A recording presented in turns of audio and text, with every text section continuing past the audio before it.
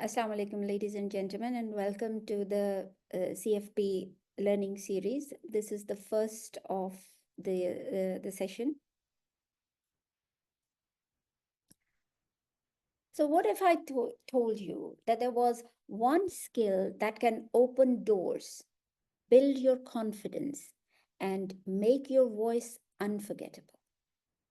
One skill that allows you to lead, inspire, and influence, not just on stage, but in your everyday life. And that skill, ladies and gentlemen, is the public speaking. It's not just for the CEOs, the TED Talk speakers, the politicians. It's for you and it's for me. Your voice matters. Whether you are in a meeting, in a classroom, or at a dinner table conversation, your voice matters. Let me take you back to the first time I gave this speech. It was about sharing a project with the community at an annual dinner. That project was very close to my heart, almost the purpose of my life at that point in time. Despite knowing the project inside out, standing at that podium and facing audience made me overwhelmed. And my voice just buried somewhere inside. I was nervous, shaky, very sweaty. Now, despite being a physician who talks to people daily and has done many presentations, that moment felt different because that project was out of my usual domain. Now, ladies and gentlemen, public speaking can be tough, especially when it involves something that you are not used to. I experienced it personally, and I have observed that amongst my colleagues, and I realized that the ability to communicate clearly and confidently is one of the most powerful tools you can ever develop.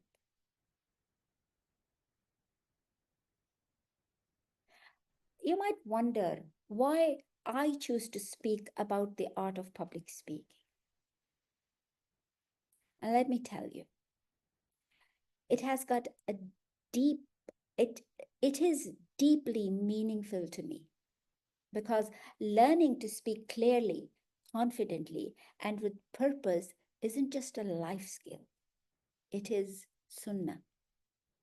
Prophet Muhammad sallallahu alaihi wasallam said, I have been sent with concise and comprehensive speech. That means he could express powerful truths with just a few words that moved hearts, healed souls, and shaped the nation. Yes, ladies and gentlemen, shaped a nation. To me, learning the art of public speaking is a way of embodying that prophetic example. To speak with meaning, to inspire, and to uplift others through my voice. So, why public speaking matters? We live in a world full of noise, but not all voices are heard. Public speaking teaches us how to cut through the noise, to share the ideas that stick, messages that matter, and stories that inspire. If you can speak, you can influence. If you can influence, you can lead, said one of the public speaking gurus. So let's talk about how learning the art of public speaking can transform you from hesitant to confident, from quiet to compelling.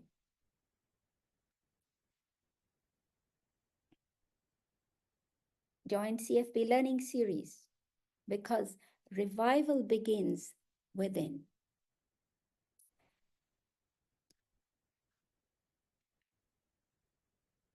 We have the tools, we have the talents, and we have the tradition. Let's educate with purpose, lead with faith, and speak with the heart.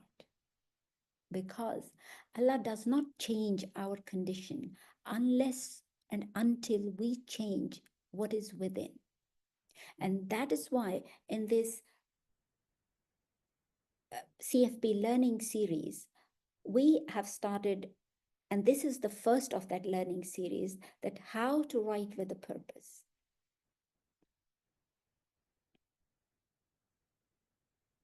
So let's start with that. Ladies and gentlemen, golden age of Islam saw a vibrant intellectual culture. Writing was not just for the elite, ordinary people with access to knowledge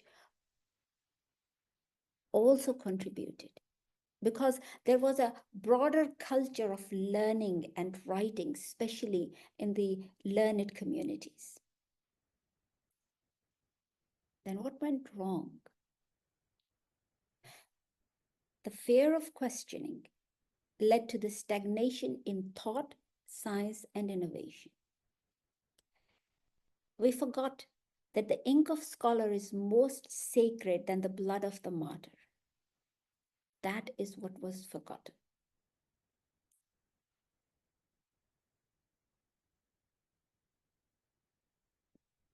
Ladies and gentlemen, we hold the pen to write the next chapter.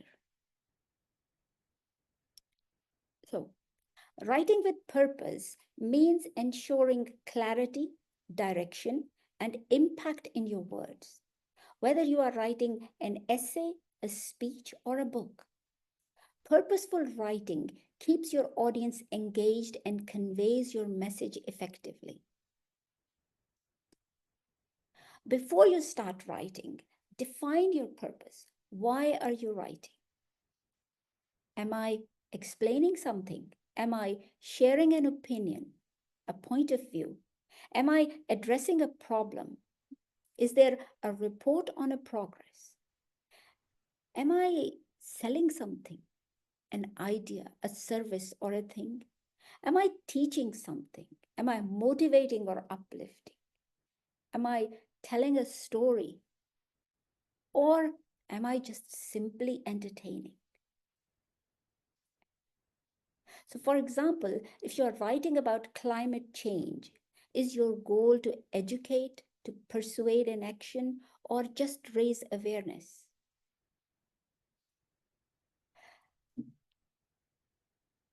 Who are you writing for? We need to know your audiences. For example, if you are talking to the scholars or experts, you need to use deep analysis, research, and precise language. If it is for a general public, you need to keep it simple, engaging, and relatable. If it's for children, you use more storytelling and simple vocabulary. So what to write about? What about the topics? Pick a topic that you are comfortable with, or that has got a compelling voice inside you. If something has grabbed your interest, pursue it. If experience has taught you a lesson, share it. Ladies and gentlemen, rely on your own inner wisdom and voice. If you have a commitment or passion behind it, it will resonate. Or you can talk about the topics your audiences care about, a topic that can trigger an emotion into them. Or simply, you can pick a topic which is talk of the day.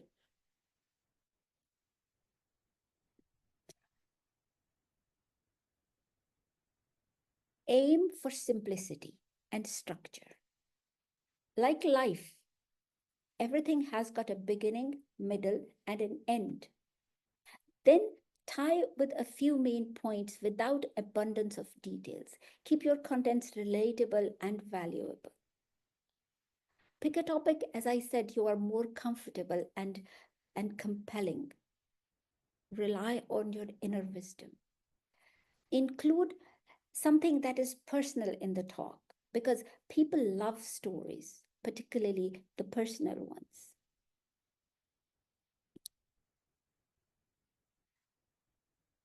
Titles. They are a gateway to capturing your audience attention. A well-crafted title is not just a label, it's a promise. It tells readers what to expect and invite them in. It sparks curiosity and compels reader to explore further. It grabs the attention. It sets the tone. It provides insight into the mood and the theme of the content, whether it's going to be formal, casual, or thought-provoking. A good title summarizes the core idea of your work in just a few words. It helps readers decide whether the content aligns with their interest or their needs.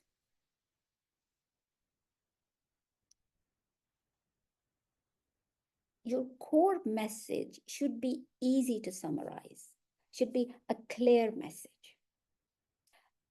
Think of that if your reader only remembers one thing, what do you want them to remember? For example, technology is changing. That is a weak message. AI will transform a job market by automating repetitive tasks. That is a clear message.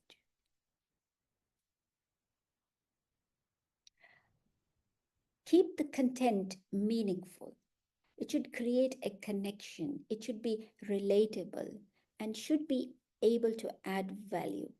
Why you should be wasting your time listening to me if I am not going to add any value into you?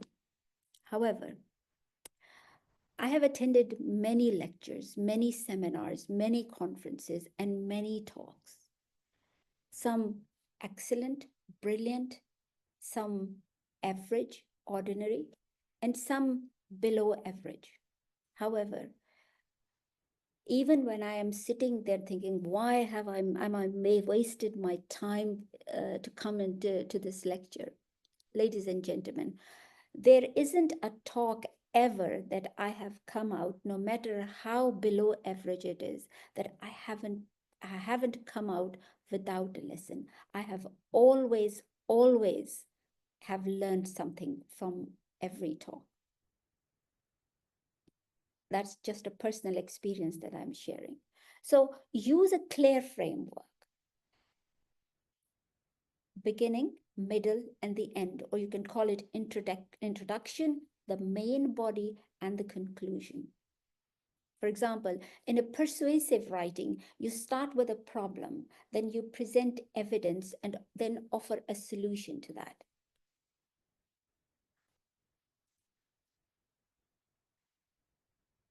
There should be consistency in your talk. There should be one thread that runs throughout the beginning, the middle, and the end.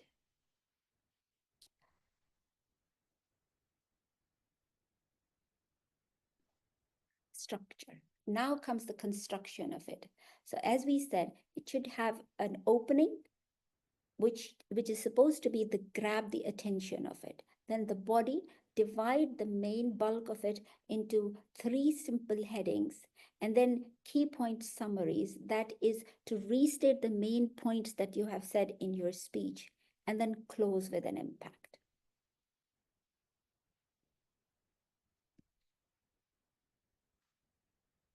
Now, opening. That is an engaging opening is crucial for capturing the attention of the audience. The purpose of the opening is to hypnotize your audience, catch their attention with your message. Whether you are writing, presenting, or leading a discussion, your opening should create curiosity, provide context, and establish a connection.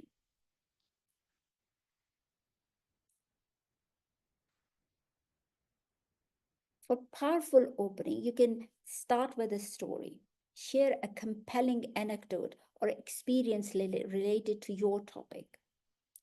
You can ask a provocative question, pose a question that encourages the audience to think or reflect about this.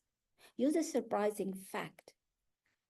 State a bold claim. Make statements that challenges conventional wisdom and spark curiosity. The body of your writing or presentation is where you build and support your main ideas. It is the core of your message, and it should be clear, cohesive, and engaging.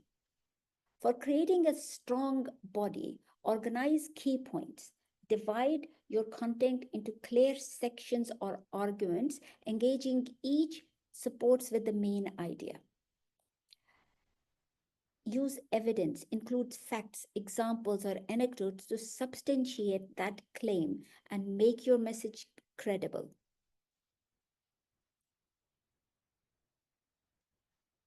So you made the skeleton. Now you need to put the flesh on the body. So the point A, a detail, story, and a supporting data. Then the second point, detail, story, and supporting data. And the third one, try to keep it 3, not more than that. And to keep audience engaged with stories under 2 minutes. Any longer, and you lose the attention to that. Engage your audience. Use storytelling by incorporating rhetorical devices like analogies, metaphors, or questions to keep the audience or listeners intrigued. And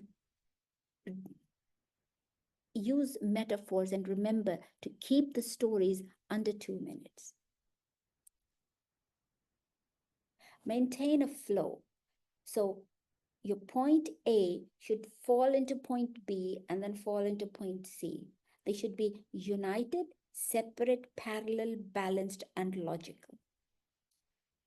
The transitions to transition smoothly between sections helps audience to flow through the reasoning, through your reasoning easily. So what are the transitions? The transitions are indicators. It can be a phrase or a sentence. They are indicators from one point to another point of your speech. They summarize that what has been covered and preview that what is coming up. They connect the two thoughts for the audiences. Consequently, as a result, in addition, as an example, as a matter of comparison, in summary, these are the few transition words that connect the two main ideas. Now, the conclusion. That is what listeners will recall. It is your final opportunity to leave a lasting impact on your audience. It should summarize the key points, reinforce the main message, and provide a strong closing statement. It should solidify the takeaway with a call to action. A purposeful conclusion can be a memorable quote, a compelling question, or a thought-provoking statement to give audience inspired or surprised sometimes.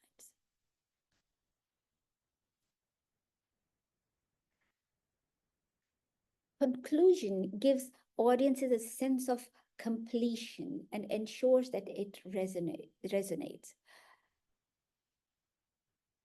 It reinstates your main message, and it prompts the audience to perform the desired action for a motivational speech, for example, and to have a proper understanding of an informational speech. Now, to make your ending most memorable part of the speech and end with an impact, use a callback technique, a circular ending, where you connect the conclusion back to the introduction. The callback technique, a rhetoric tool often used in speeches and storytellings. It introduces a key theme or a metaphor early, like a patience, a father's wisdom, or a child's lesson.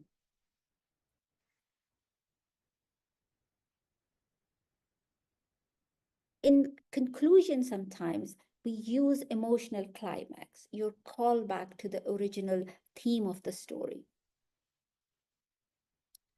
Ladies and gentlemen, what I have learned while I was what I learned over the years about this circular technique, and trust me, this really resonates with the with the audiences. And what I have realized it that it appears in the Quran in a powerful and meaningful way. One of its example is found in Surah Sad, where Allah calls back to earlier prophets and events to draw deeper lessons for the listeners. Quran recalls the stories of the prophet to reinforce a moral or spiritual point.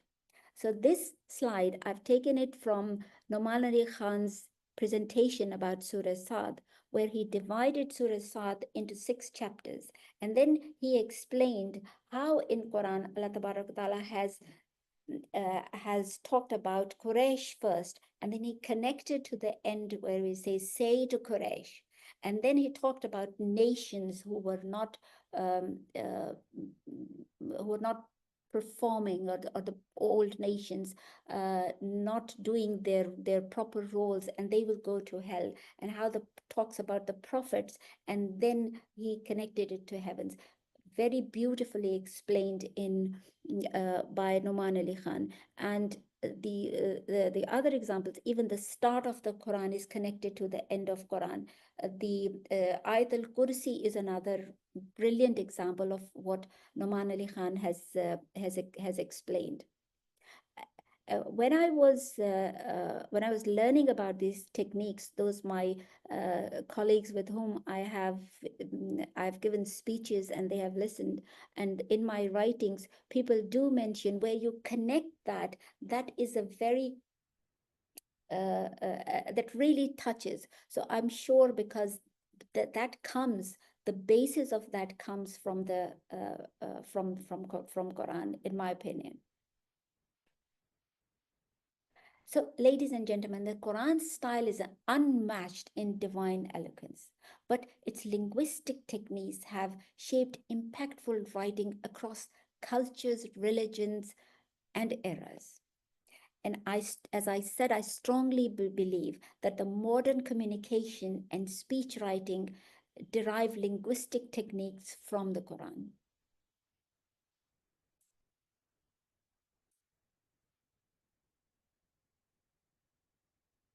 Ladies and gentlemen, I leave you with this. Are you ready to write the next chapter? Are you ready to pick up the pen and write with purpose and claim the narrative and begin the next chapter of our story? Remember,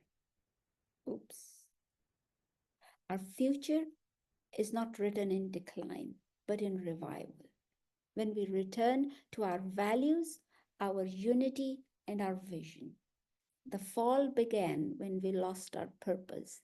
The rise begins when we will reclaim our purpose and write our history ourselves.